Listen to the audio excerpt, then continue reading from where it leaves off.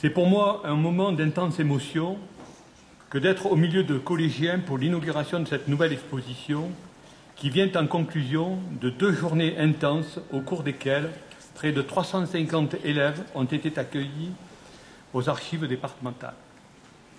Ils ont pu y rencontrer celles et ceux qui ont accepté de témoigner, victimes avec leurs familles des persécutions antisémites durant la Deuxième Guerre mondiale en France sous le régime du maréchal Pétain.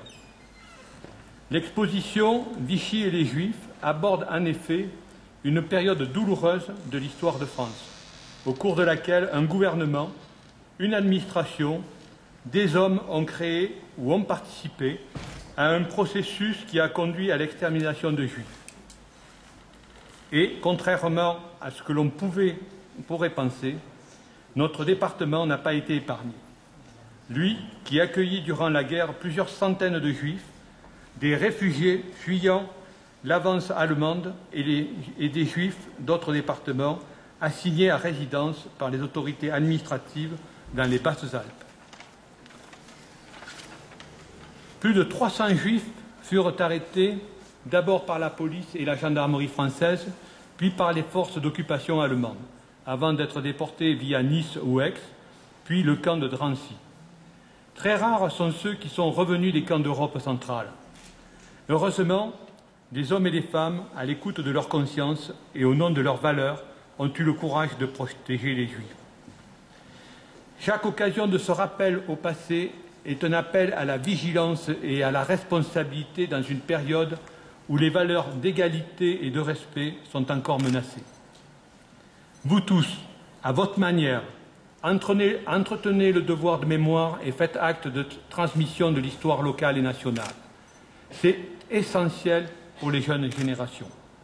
Pour ces raisons, et parce que notre histoire, c'est notre patrimoine, j'ai pleinement soutenu l'initiative du directeur des archives départementales et de son équipe pour cette exposition réalisée avec le concours des services de la préfecture, de l'Office national des anciens combattants et victimes de guerre et de l'inspection d'académie. L'exposition Vichy et les Juifs nous engage tous à réfléchir à notre passé et à notre avenir, à construire autour des valeurs d'humanité.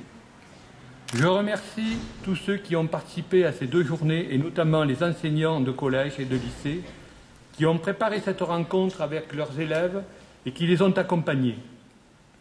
Je remercie aussi Madame Boyer d'être parmi nous et d'avoir présenté aux élèves le camp des Milles, par où ont transité nombre de Juifs déportés. Mes dernières paroles seront pour les témoins qui sont avec nous cet après-midi. Vous, Madame Filippini, dont le père a aidé au péril de sa vie et de sa famille les enfants juifs cachés au Fangé. Vous, Monsieur Gleiser, vous, Monsieur Alouche, survivant de familles exterminées parce que juives, je vous remercie d'être venus raconter votre histoire à près de 350 jeunes, une histoire singulière et universelle qui désormais sera un peu leur histoire. Le succès de cette journée, de ces journées, font que, une fois de plus, mes collaborateurs aux archives départementales font des animations tout à fait exceptionnelles.